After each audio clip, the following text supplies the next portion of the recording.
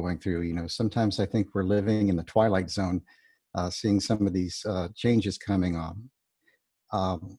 I have a lot of colleagues that I maintain very close contact with that have been incredibly stressed by the issues they're facing, you know, compounded by the COVID-19 epidemic and so forth. For example, some of my colleagues recently in a group had to take a 40% pay cut and to lay off many of their employees. And it's unknown how long that's going to go on for them. And many are even wondering if they need to declare bankruptcy or to retire early. So it's a particularly stressful time for physicians who already have to deal with incredible stress. Let's see if I can get this screen to share here now. And it's going to be a blank screen at first, and then hopefully I will be able to advance these slides. Let's see. I did have this working just a minute ago, honestly. Hold on just a moment. Keynote.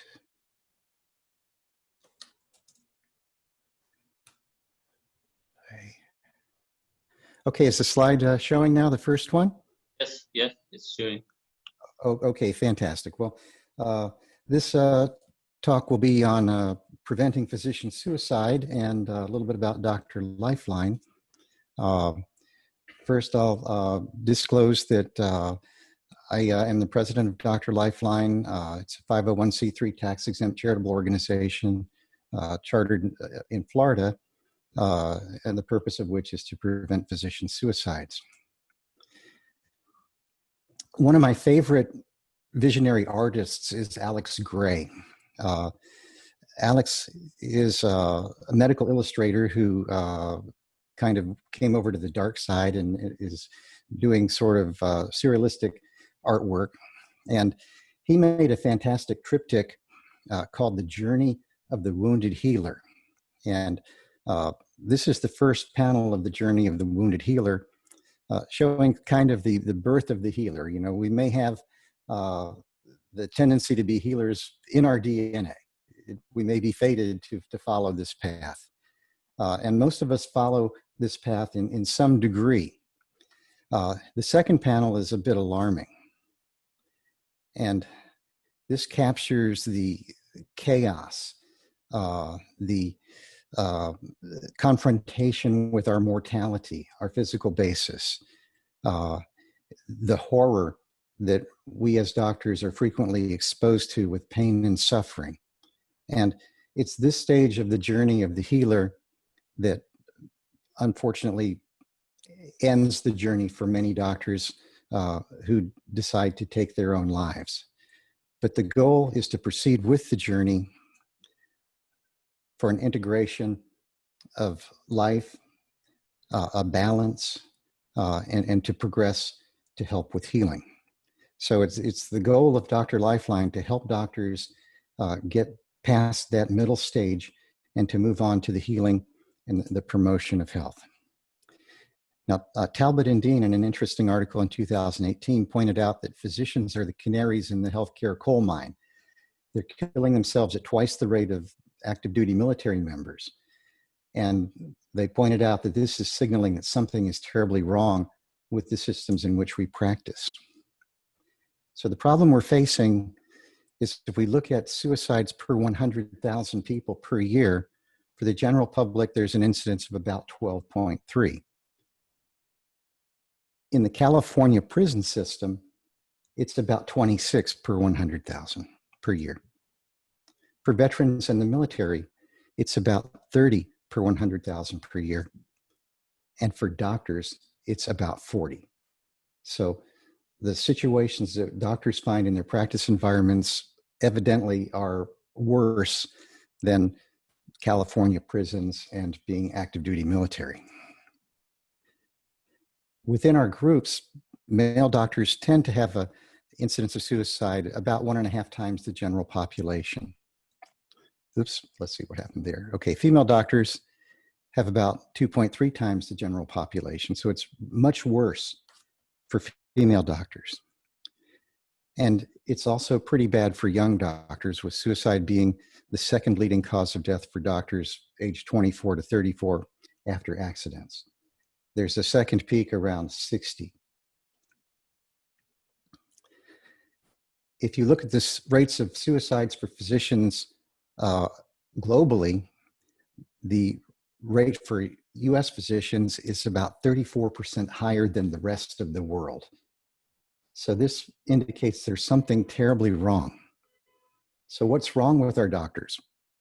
Why are they killing themselves? Why is it so bad to practice here? I'm going to make an argument that our toxic practice environments promote 3Ds. They promote debility, dependency, and dread. And later on, I'm going to point out how these particular elements have been perceived by others outside of medicine and what some of the implications are. So lots of factors contribute to toxic practice environments. Burnout is certainly one of them that we see. Physical and mental exhaustion, moral injury, lots of cultural factors, depression, fear, PTSD, social defeat, learned helplessness, etc. We're don't have time to go through all of these today, but we'll hit a few.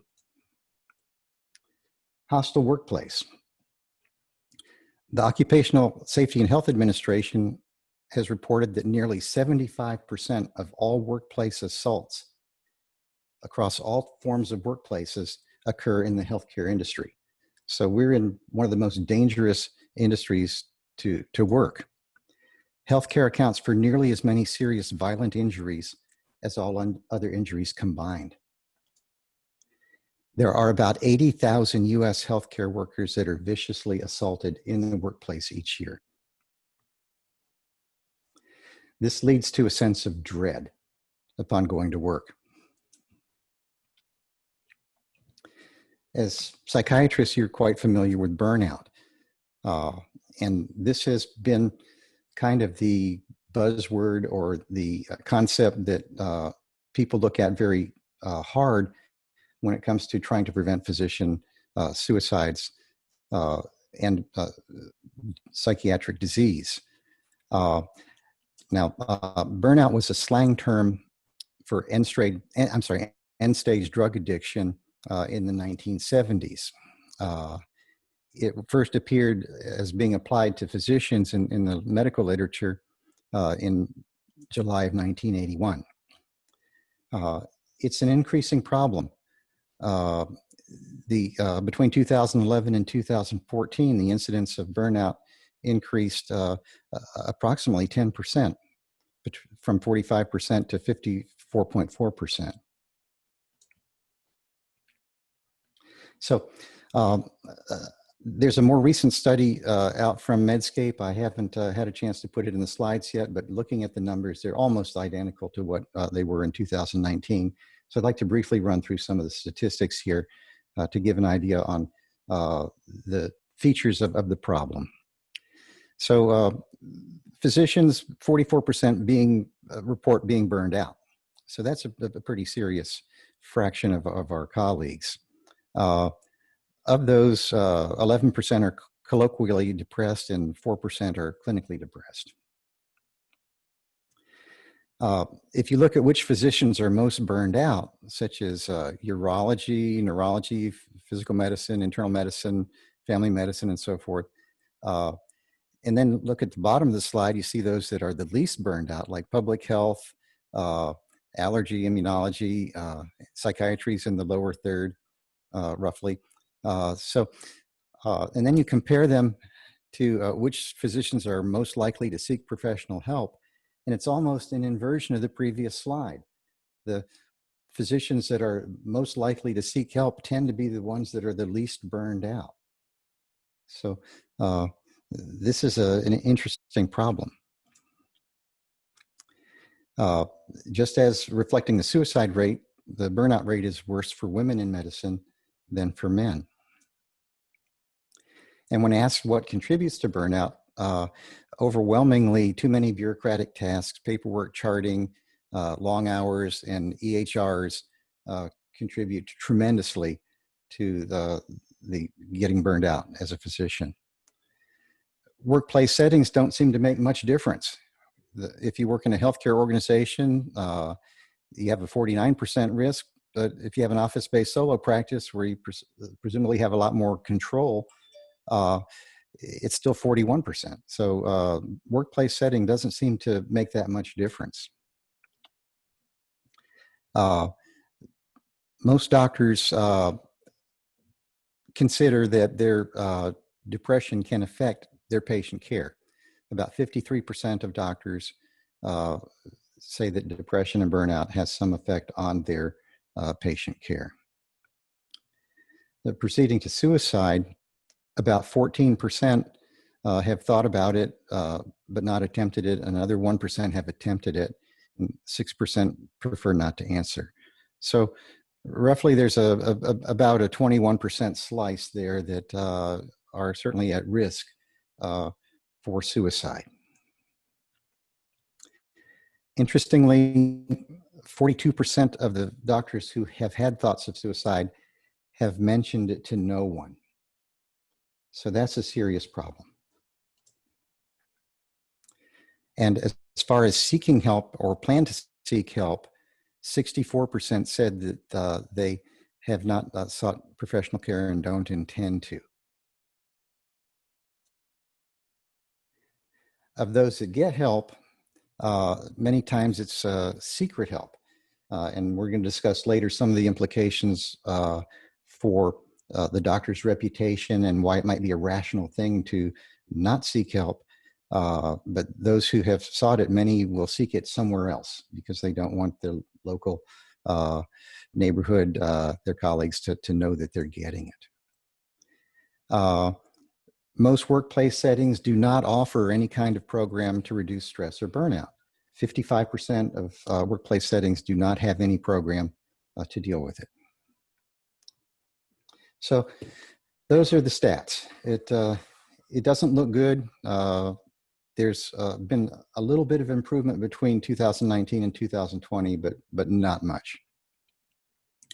Now, another D word, debility.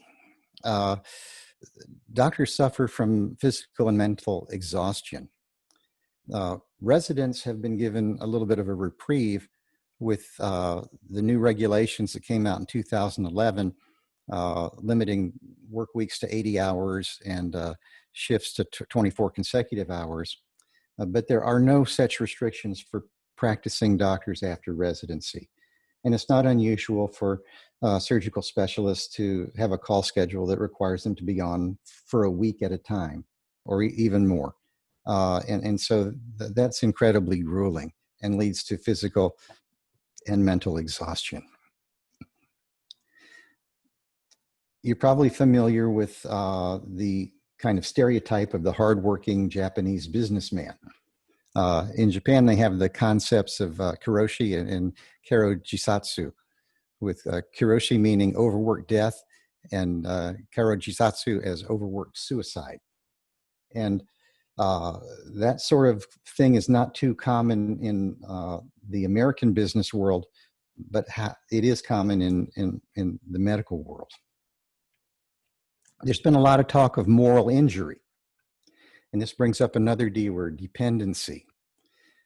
Doctors are dependent on insurance companies. They're dependent on their corporations that they work for, their hospitals, and so forth. The moral injury was another term for shell shock or PTSD in a way. It represented being forced to perpetrate, failing to prevent, bearing witness to, or learning about acts that transgress deeply held moral beliefs and expectations. And because doctors find themselves at the intersection of competing interests, they experience pressure from a lot of different parties with different agendas, pulling them in different directions.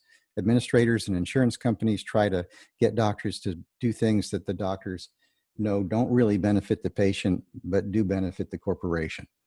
And this leads kind of a moral stain, and it's very difficult for many doctors to grapple with this. Dread, another one of the D words. Everybody kind of buys into this idea that doctors are incredibly stoic and resilient. Doctors have to confront human pain and suffering every time they go to work. This exposure exacts an emotional toll. And in most medical circles, it's taboo to discuss the physician's own emotional issues. So many doctors have no place to discuss or vent their distress. Now, in a typical military scenario, servicemen may go through their entire careers without ever seeing anyone killed. In a typical emergency room setting, doctors may encounter people with injuries worse than anything seen on a battlefield day in and day out. And they have very few resources to deal with that, and they experience a cumulative effect. This, in many situations, leads to depression, which is unfortunately sometimes fatal. And since I'm speaking to psychiatrists, I'm not going to go into the treatment of depression, other than to say that, as you know, properly treating depression saves lives. And so we need to get these doctors to you. We need to get them to come and discuss things, obtain medications, whatever's necessary to pull them out of these depressions, to literally save their lives. Just as an aside, I've had a long career. I was in practice for 40 years, and over that time, I've personally known 6 physicians who have taken their own lives. Moreover, my father, who was not a physician, took his life. So I have compassion for these people, and I know how grueling the stresses of a surgical specialty training program and practice can be. Now, doctors don't seek help many times because of personal fears. They have fears regarding what's going to happen if people find out. Am I going to lose referrals? Am I going to have my reputation affected? What about my license? What about life and health insurance? And these are reasonable concerns, and they lead to another D word of dread. I can't speak to the other states, but in Florida, one reason doctors may not seek help is they're afraid they could lose their license. And when you apply for a license in Florida to practice, they ask a couple of mental health questions. In the last 5 years, have you been admitted to or referred to a hospital, facility, or impaired practitioner program for the treatment of a diagnosed mental disorder or impairment? During the past 5 years, have you been treated for or had a recurrence of a diagnosed mental health disorder that has impaired your ability to practice medicine? So neither of those questions focus on current impairment, and either one of them could result in a doctor not getting his license in the first place or renewed. It gets worse. If you answer either of those questions as yes, they ask for a self-explanation providing accurate details that include names of all physicians, therapists, counselors, hospitals, institutions, and or clinics where you receive treatment, and the dates.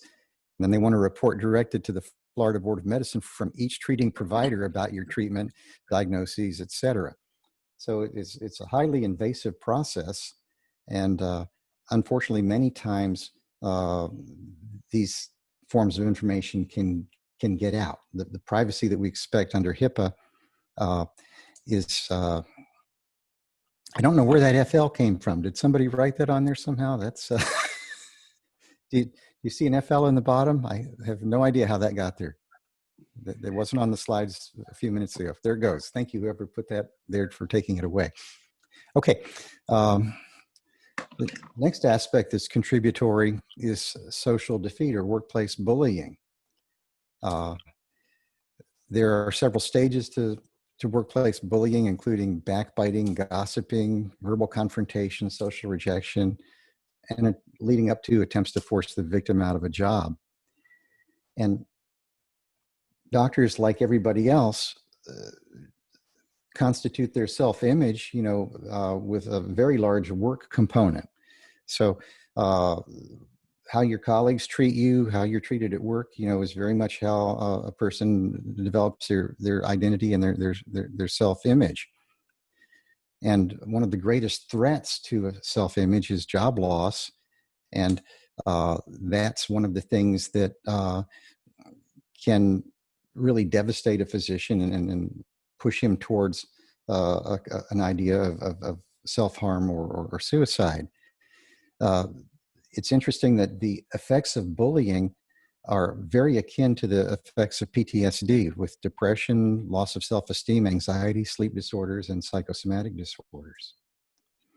So again, this leads to another one of those D words, or dread, when it comes to the workplace. Another feature that's affecting doctors these days is loss of autonomy. It used to be common for doctors to be in charge of their lives and their practices and their businesses, and that's no longer the case. I'm not going to go through this whole quote, other than to point out that it's very irritating to many doctors to have someone who's a non-physician make practice decisions for them. Have people who maybe have master's degrees in business administration that are telling the doctor how they have to run their practice. Learned helplessness. This is a topic that I would really like to bring into the spotlight. And it's my belief that learned helplessness really has a lot more to contribute to physician suicides than does burnout.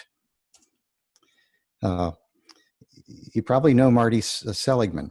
He is a psychologist that developed the concept of learned helplessness and the concepts of positive psychology. His animal model for learned helplessness involved taking dogs and putting them into a box that had a floor that could be electrified. His experiment involved flashing a light and making a sound, and then following that with a foot shock delivered to one or both of the chambers, depending on whether you were the control group or the experimental group. Normally in this situation, if you put a naive dog into this experiment, put him in one chamber, flash the light, make the sound, and apply the shock, it will jump into the other chamber and try to avoid the shock. In the model of learned helplessness, Seligman would shock the poor dog on both sides. It didn't matter if he jumped over. And so after just a few training periods with the dog getting shocked after going over both sides, it would not try to avoid the shock anymore. It would just assume that, yeah, there's no point in jumping over this barrier. I'm going to get shocked anyway. And it would sit there and it would take the shock. It would sit there and take the shock regardless. Whereas the dogs that didn't get the shock on both sides would obviously very quickly jump over. Now, the interesting thing was the dog who was shocked on both sides could actually watch other dogs who were part of the control group escape the shock, and that wouldn't change its behavior. It would still sit there and endure the shock. It turned out that the poor dogs that had acquired this learned helplessness could be trained to avoid the shock if the researcher would physically pick the dog up and move it over into the next chamber. So there is hope. Now, how does this apply to us? Many times doctors find themselves encountering situations where they make suggestions that are completely ignored. They talk to administrators that are completely unhelpful or indifferent to their concerns. As an aside, I think you just need to learn two things to be a hospital administrator. The first one is, if a doctor comes to you with a complaint or a concern, your response by default is, well, doctor, you're the only one who's ever complained about that. The other response that you have to have in your quiver of arrows is, well, that sounds interesting. I'd like to help you, but we'll have to run that by corporate. So if you know those two things, you probably can be an effective hospital administrator. Now, let's talk a little about violence. Violence is purposefully inflicting psychological or physical injury. And violence isn't random. Violence, violence has a goal. The goal of violence is to deny the victim the option of saying no, many times to such questions as, will you give me your wallet? Or will you lie so I can make more money? And the elements of our current medical practice environment work to deny the physician the option of saying no. This is psychological violence, and this is intentional.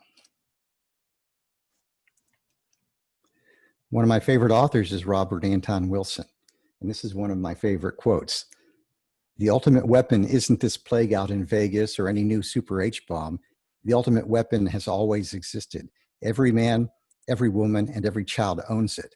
It's the ability to say no and take the consequences.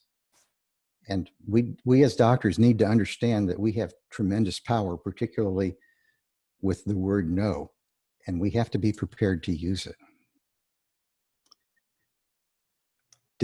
Debility, dependency, and dread. The CIA has an interrogation manual. In it, they refer to learned helplessness as apathy, which may result from prolonged use of coercive techniques, which result in a dependency, debility, dread state in the subject. And if that state's prolonged, the arrestee may sink into a defensive apathy from which it's hard to arouse him. Does that sound anything like burnout? Does that sound like learned helplessness? Does that sound like what many doctors are experiencing in their practices? Back to positive psychology. One of the things that Seligman pointed out is that one of the greatest joys in life is to exercise your signature strengths. We all like to do what we're good at doing. And many times our practice environments don't permit us to do that. Now, he lists a lot of day-to-day signature strengths. Some of these apply directly to doctors, but we have our own signature strengths. Like, a surgeon's signature strength may be that he's technically skilled at a particular procedure, or he may have unusually good judgment. There may be an internal medicine doctor whose signature strength is a vast knowledge of so many wide varieties of illnesses that can present with the same symptoms. Or there may be doctors with special powers when it comes to conceiving of appropriate new pharmacological combinations and so forth. But our current practice environments frequently constrain these signature strengths. If you can't check the right box that corresponds to the indication for what it is you're creatively trying to apply, you're out of luck. It's going to be denied or you don't get paid for it. And frustrations of signature strengths are terribly demeaning and debilitating. Talbot and Dean, in the same article I referred to earlier, points out that things like, having teams come up with lavender for people to sniff, and the new age support group ideas and things, mindfulness, relaxation techniques, and so forth, generally aren't that helpful for the doctor who has been exposed to some horrific injury, or who may have had a patient die at his hands accidentally, or any of the other terrible things that can face a doctor in their practice. So, what can we do? How can we improve our resiliency? How can we help doctors? How can we help the heroism that we know lies within each of our colleagues? These next 4 slides are taken from a presentation that Brian Sexton from Duke created on workplace resiliency. And he talks about the 3 good things. And this is an extremely powerful thing, and I'd like to really emphasize how simple this is, yet how amazingly effective it is. Again, our good friend Seligman contributed to this idea, and it's pretty simple. The idea is to, at the end of the day, to jot down, or at least seriously consider, 3 good things that happened that day. So it may be that you heard a new song on the radio that you really liked, or somebody made you breakfast that was good, or you had an idea that was very creative that you never thought of before, that you are ready to explore. And every day offers at least 3 good things if we look for them. But the point is, you want to identify them and review them at the end of the day. And in the process of doing that as a habit, it helps us to recognize when those good things happen during the day. So the next day, we're kind of on the lookout for, what are the 3 good things that are going to happen to me today? And that changes our whole attitude. And in this experiment, they asked the participants to carry out this exercise for 15 days. What they found is an incredibly long-lasting effect. At 1 week, there wasn't too much of a difference in their happiness measurements compared to placebo, but after just 15 days of doing this exercise, there was a statistically significant long-lasting effect out to 6 months and a detectable effect out to 1 year. And that was just with the 3 good things every night for 15 days. Another thing that they noted was depressive symptoms. Again, a very long-lasting effect from this brief exercise administered only over a little more than 2 weeks and just requiring a few minutes each evening. So this is just such an inexpensive, powerful, very effective approach that I would like everybody to consider promoting, particularly when you're approaching a physician who has issues that may be leading to burnout, depression, and so forth. Another concept I'd like to kind of plant is psychological immunization. This idea is to, while you're in good mental health, and this would be particularly useful for residents or medical students, people in the early stages of their career, realize that, at some point you're going to get really depressed down the road, and write a letter to your future self. Document, what your motivations are, why you're in medicine, what makes it important, why is it worthwhile, and keep that, and remember that you have it, because you could save your own life by doing that and reading that letter to your future self. So that kind of summarizes where we are with the overall problem of physician suicide, some of the contributing factors, and some of the inexpensive, effective interventions that we can carry out. So I'd like to kind of zoom back now and discuss some of the plans that we would like to implement through Dr. Lifeline and other affiliated organizations. So I want you to consider that we have a problem that spans several stratified levels. And we're going to start with the level of the individual doctor, and we're going to work our way up to the government. So at the level of the individual doctor, we need helplines, like what you're doing. That's very important. We need counseling, also like what you're doing. Psychotherapy, like you're probably doing. Pharmacological treatment. Interventions for PTSD. There's a lot of encouraging information that after particularly traumatic events, pharmacologic intervention can block PTSD. Advocacy for individual doctors and their issues. And as we mentioned before, off-site treatment makes sense because the doctor can keep his information more private. Human rights education. Many doctors are actually being abused. If you look at the Convention on Human Rights, Pamela Wible has an entire book about that. At the next strata, family. Families can help with interventions for these physicians. Families need education. Many times they don't understand what mom or dad are going through with their work. Counseling for the family, support for the family. At the institutional level, we can review policies. Many toxic workplace features stem from antiquated policies. We need to allow for stigma-free complaints.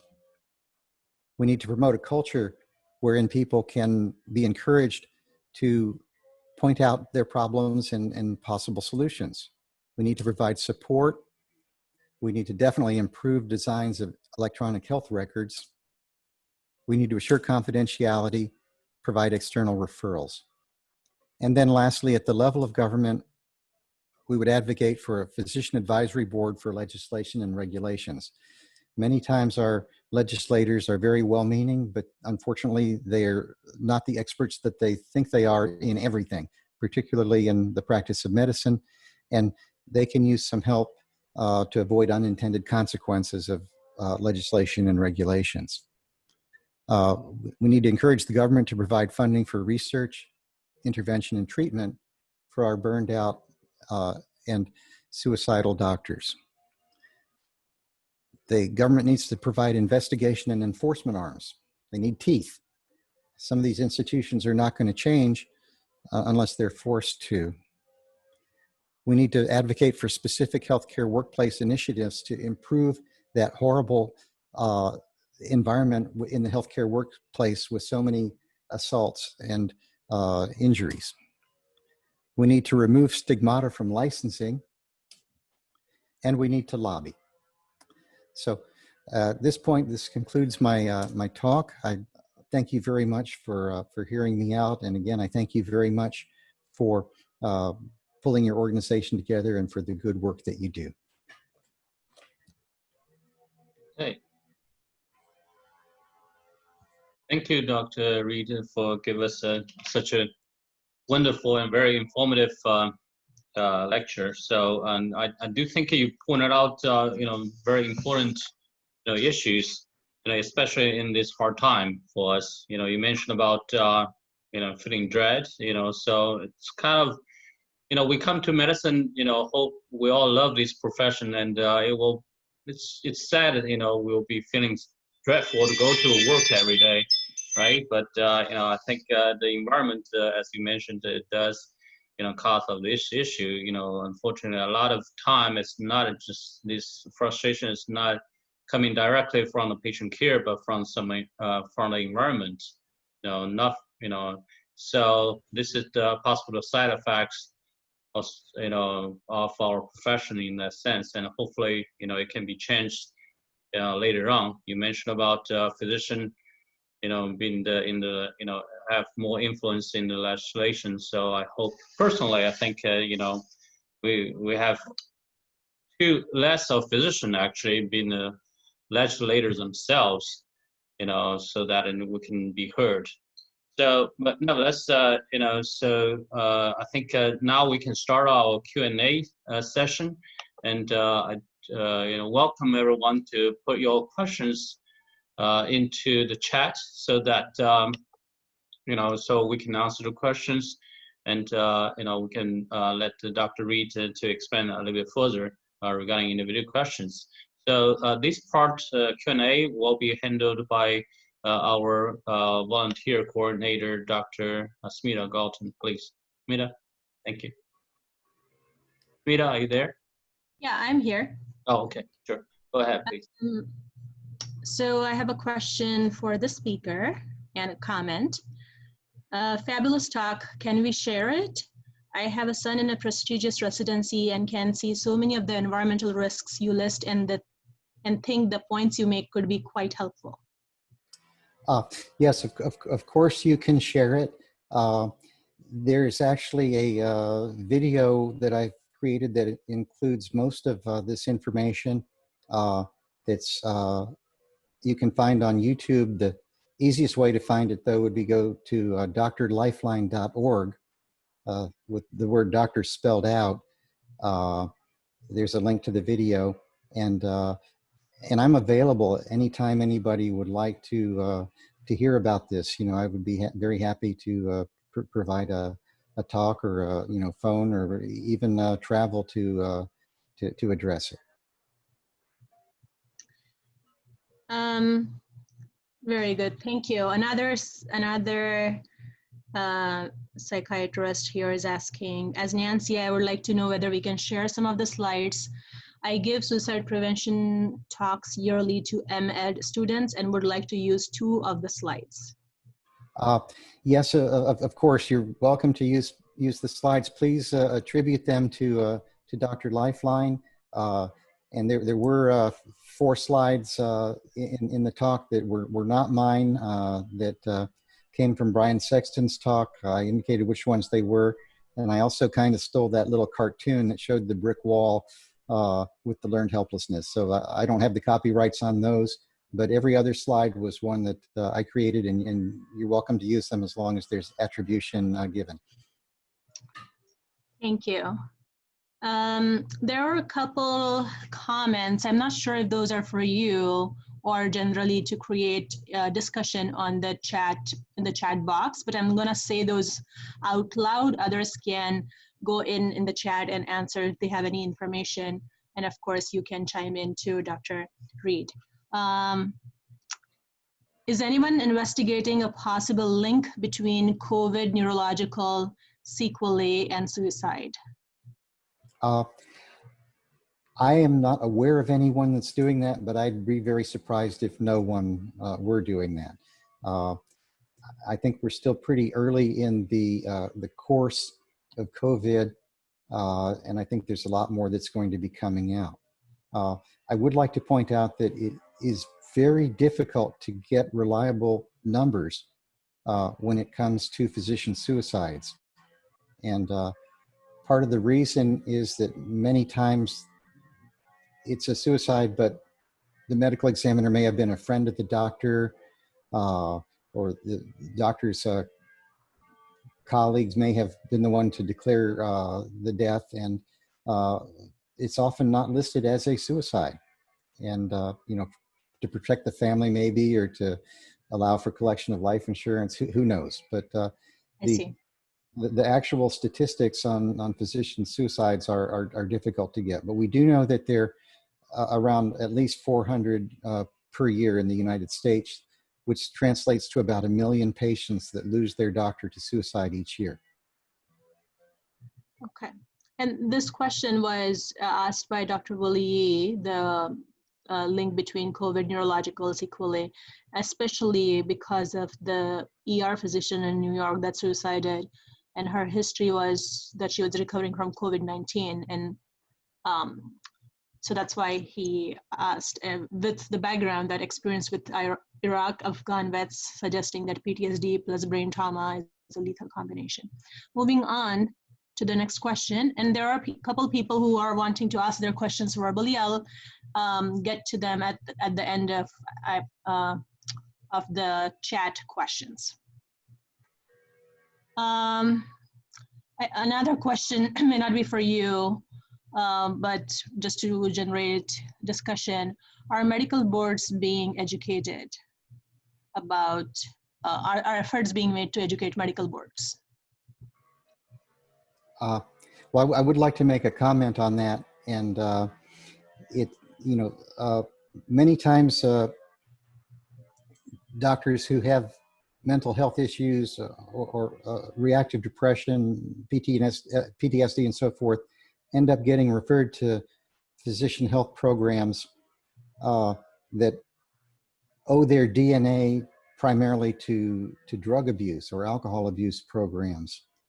And I have heard that many doctors have kind of found themselves entrapped in a system that it may actually cost them hundreds of thousands of dollars to get out of in some of these PHPs. That's an issue. That's another one of the rational reasons that some doctors don't seek help.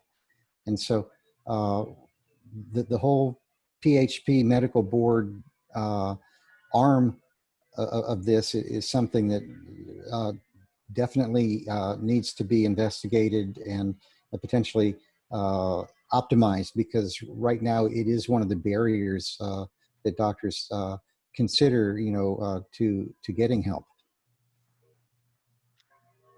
Thank you.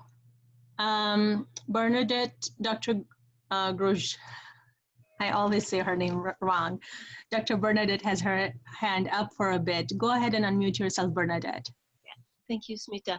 Thank you, Dr. Reed. This is a remarkable lecture. I was the compilation of numbers you were showing us was chilling too. I graduated in '87 in Belgium, and since then, out of a class of 120, I know that I know at least of 6 of my colleagues who took their own life, and one last week, a surgeon. I'm sorry. And I just I was looking at when you showed the Seligman experiment, and I was thinking of so many of our colleagues and myself 10 years ago. I was in a situation like that. So that you put all that together was quite remarkable. And in what you said, something interpelled me. If I understood correctly, you were speaking about the violence of the difficulty for us to say no. And I think one of the complications nowadays is also these reviews about doctor, what the patient think about doctor. As psychiatrists, if you don't prescribe what the person asks sometimes, they say, well, I'm going to put a bad review. So that's, but you said the ability to say no is not there, and it's intentional. Did I understand that correctly? And if I did, what do you mean behind that? And again, thank you so much. Well, who benefits from overworking a doctor? Okay, the patients don't benefit from the doctor overworking. The doctor doesn't benefit from the doctor overworking. But many times the system that employs the doctor does benefit. For example, there was a recent study that looked at EHR utilization. They actually had a form of EHR that could time the amount of time that the doctor was using the EHR. And they looked at family practice doctors in a large healthcare system. And what they found was that out of an 11-hour workday, the doctor was spending 6 hours on the EHR, and many of those hours were through remote access from home.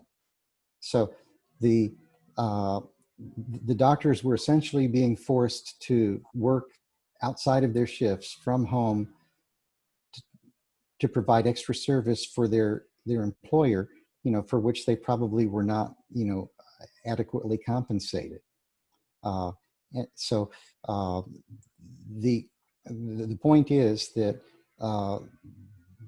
because we're tend to be very dedicated, altruistic people, committed to our missions in life, we're easy to take advantage of. Yeah. And I believe that there are many healthcare businesses and institutions that are quite happy to take advantage of their doctors in that way. Do you know if it's a possibility to unionize in a way that would be efficient? Do you feel, or that the unions we have are not really there for necessarily the good of doctors, or people don't feel bad about doctors? I mean, what can we do as a group that's threatened by that? Well, that's a very good question. And I'll editorialize here a little bit. I've had experience as an academic physician and as a private practice physician. And they really are two very different worlds. Now, and physicians in both of those worlds are very dedicated and good people and are very well-meaning. Most of our professional societies, where we hope to have strength in numbers, are led by people from the academic world.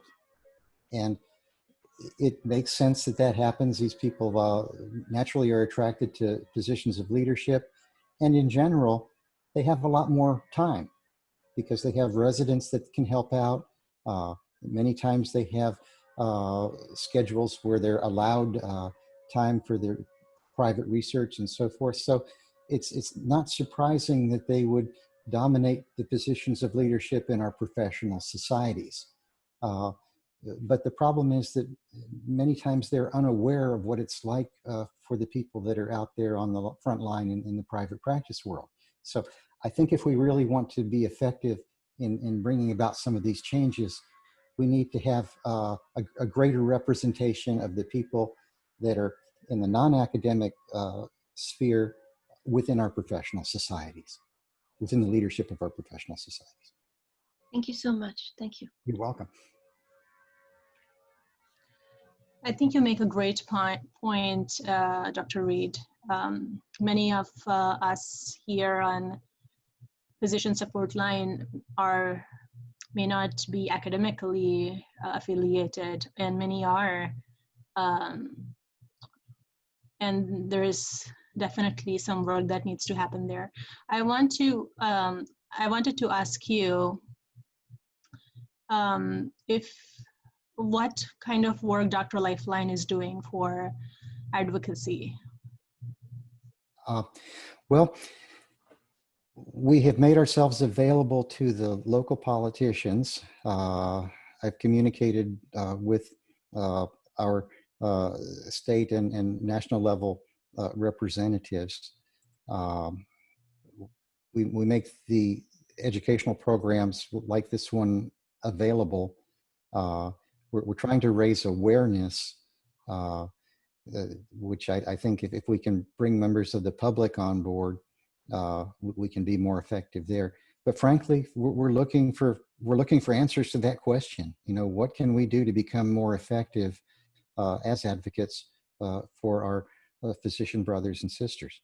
And I'm open to suggestions. You know, Dr. Lifeline is ready for any kind of help we can get. You know, as far as volunteers, you know, anyone has creative ideas, you know, collaboration. We need all the help we can get. Okay, thank you. Dr. Narasimhan has a question for you. If you could unmute yourself, Dr. Narasimhan. Yeah. Hi. Thank you again for the talk. It was wonderful and eye-opening and really important. I have two physician surgical colleagues who are friends of mine, and two of them, they both deal with depression. One of them has chronic suicidal thoughts. The other one has a family history of suicide. His brother committed suicide. And I know their risks. I check in with them frequently and make sure they're getting in touch with the referrals and getting treatment and stuff. So these two are kind of on my radar as people that I need to check in with. What I didn't see coming was a med school classmate of mine who was a really successful anesthesiologist who committed suicide. He was this positive, seemingly positive, happy guy who was very popular. Things just kind of came easy to him. So I never suspected it to happen. He had no like issues with substances or anything like that. So I guess my question is, for the ones who you already know are dealing with depression and you have a good idea that they are people that you need to focus on, I understand how to do that. What I don't understand is the types that are more jovial and then have a moment of impairment that they go to this extent. Is there any way to identify those types of people in advance so we can help them?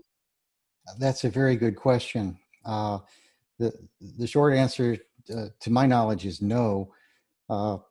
Unfortunately, I had a very similar experience as you. A good friend in medical school that was one of the primary authors of our skits when we had the big graduation party. You know, they put on this little play, you know, where they had parodies and satire of our different instructors and things. He brilliant comedian, you know, and no one expected it, you know, and that's such a common element, you know, after a physician's suicide is everybody says, you know, oh, we didn't see this coming, you know, there was no way, and I think it's another consequence of this culture of stoicism, this culture of silence, where the intelligent doctor is very good at fooling people, very good at hiding their pain.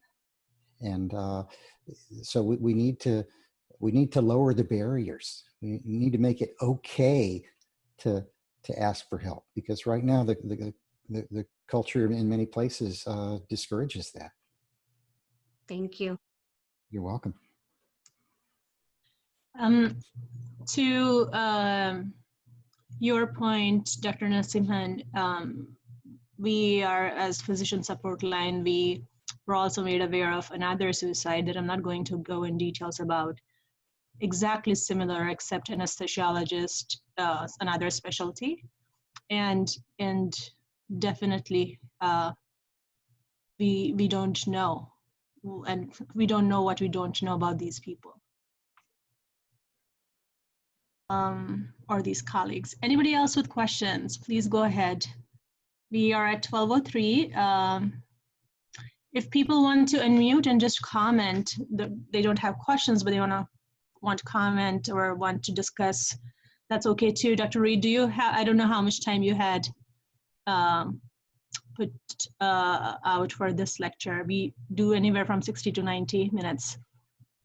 Well, I'm happy to be here as long as anybody wants to talk or has any questions, and I'm available at reid@drlifeline.org. If anyone wants to email anything to me, or if you have a request for any slides in particular or something like that, I would be very happy to get back to you with that. And to everybody, if I'm able to get slides from Dr. Reed, or if there are particular slides, let me know, and I can also help facilitate that. Dr. Reed, lots of people are giving comments on the chat. Fabulous talk. Thank you so much for this great talk. I always like it when you can hear voices of the people who are in the chat. So if anybody feels inclined to unmute and talk and say thank you with voice rather than words, that would be great. I just wanted to say thank you very, very much for your talk. And also, well, it's very sorry to hear about your father. I just think it was so such an additional layer that you added that into your presentation, to personalize, also to you know, in some way normalize the commonality of the issue. So thank you very much for your talk and for adding that personal detail. Thank you.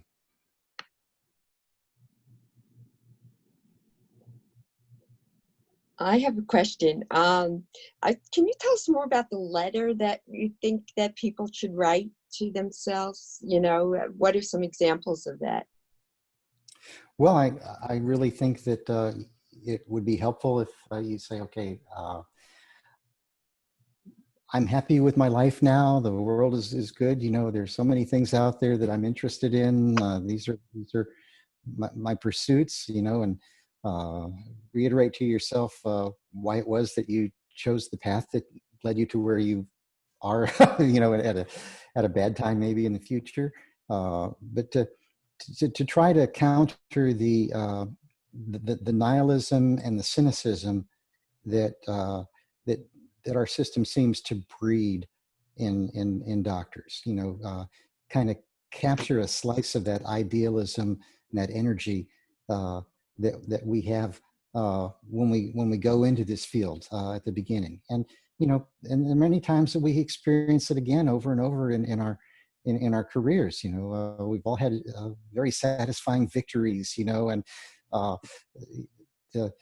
we need to remind ourselves it's when we look back on our lives, the negative events tend to stand out. You know, we tend to remember those, you know, for survival reasons. You know, you have to, if you see the rattlesnake, you know, you never forget that. I saw a rattlesnake under the bush, you know, but we need to counterbalance that with the happy things, the good things, the rewarding things, you know, because otherwise we end up looking for just the bad things, and then you get into a reinforcement of a negative cycle. And so the idea of the psychological immunization letter is to break that. Muted now. I'm on live. What? Well, thank you so much. It was an excellent talk. I really appreciate it. Thank you.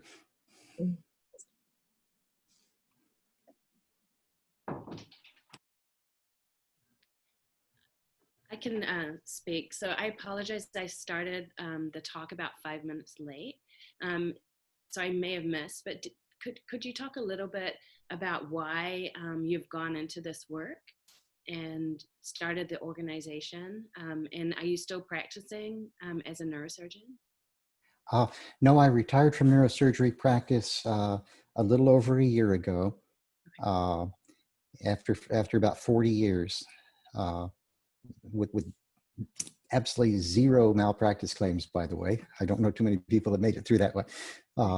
But the reason was I knew several physicians personally who have taken their own lives.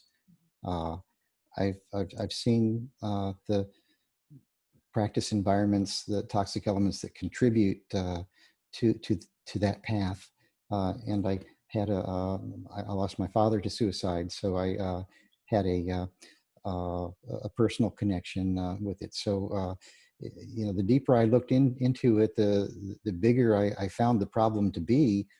And it's like this giant elephant in the room that, you know, people just seem to be unaware of. You know, this is a serious epidemic. 1 million patients a year losing their doctor to suicide. You know, that's a serious problem, and there aren't many people working to change that. So I thought there was an opportunity here to do something meaningful. So I started Dr. Lifeline, and we're hoping to get some traction and make some changes. Great. I'm working in academics, actually in Tampa, Florida. And in the last 2 years, we've had 3 medical student suicides. So I've been trying to mentor and talk with students and, you know, just try to help out. And 2 of them, nobody saw coming.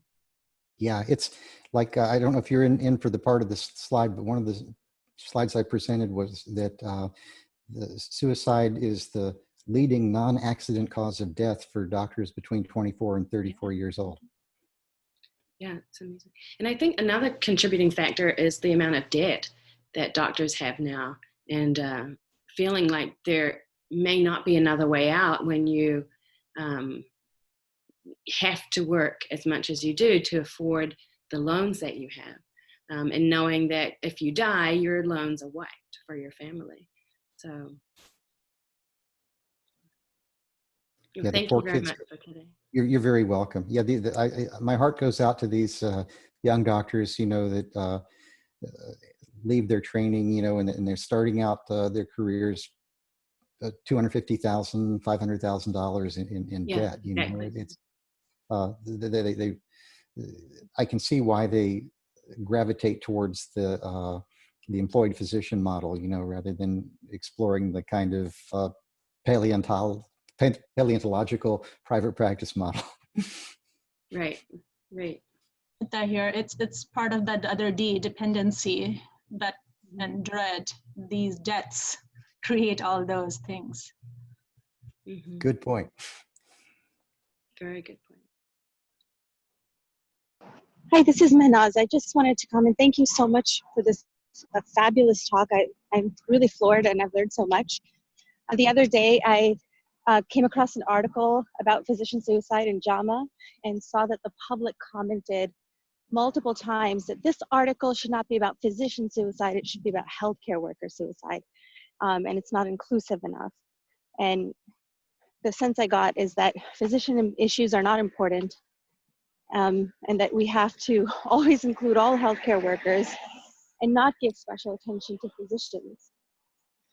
Have you come across this? Obviously, it's because physicians have been so disempowered, and are not trusted by the public, most likely because of the actions of insurance companies and all the other bodies of power. We've adopted their reputation. Can you comment on how we can allow the public to realize it's okay to recognize something special for physicians? It doesn't have, they have different needs than all healthcare workers.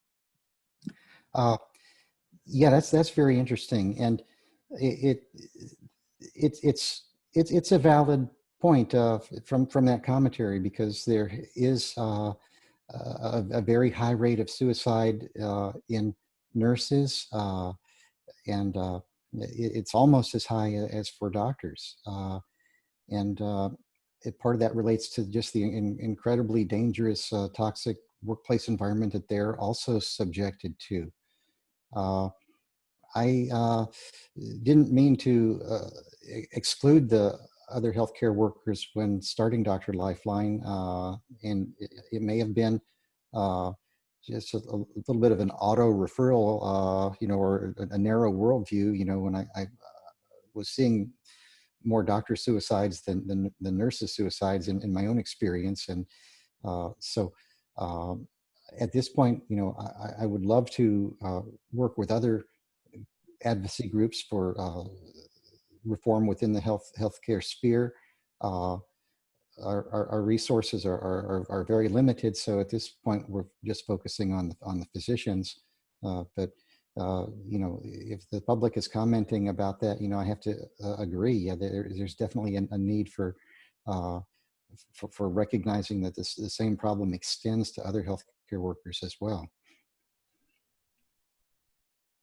Back to the issue about doctors, one of the things that I've seen over this period of time is that the practice of medicine used to be a profession, and I've seen it kind of devolve into a trade. It used to be you went to see your doctor. Now it's you go to see your provider. So the message has been delivered quite clearly to a lot of doctors that, you're easily replaced. You're a cog in the moving machine. We don't even need a doctor to replace you. We can replace you with a nurse or a PA, so you better get in line and shut up. And so that loss of the conception of the doctor as a professional, with the trend to it being a trade now, I think has also contributed to a lot of the stress and depression that the doctors are experiencing.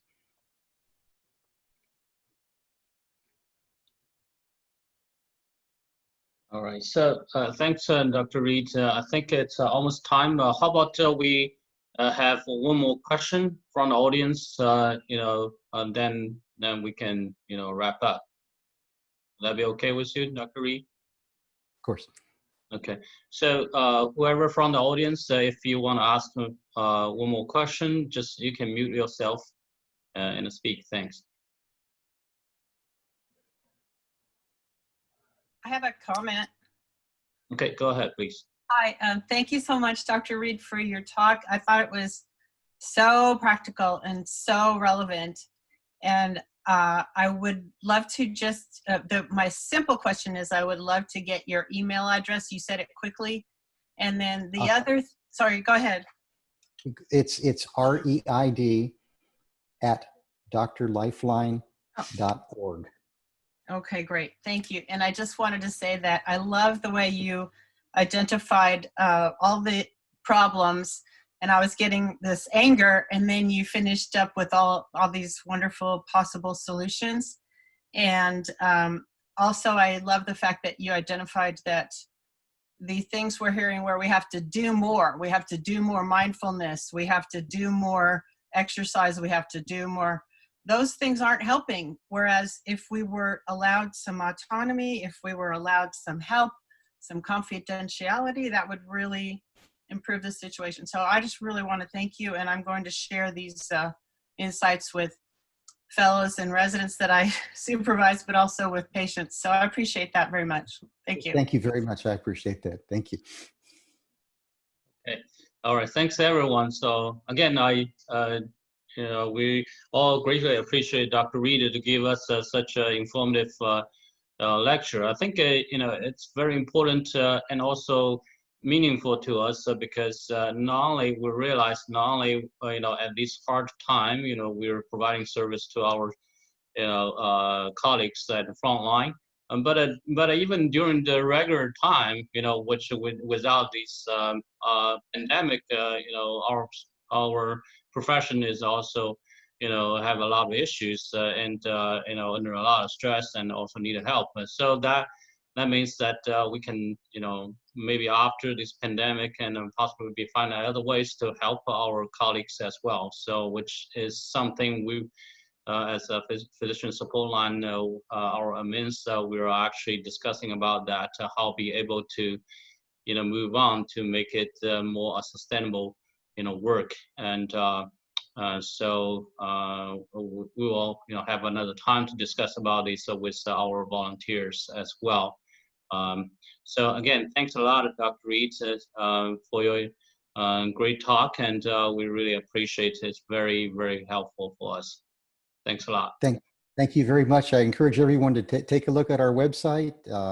We are entirely funded through donations, and they're 100% tax deductible. Thank you. Hey, Dr. thanks a lot. Nita here. If you could stay on for a couple minutes, I have a couple of proposals for you. Of course.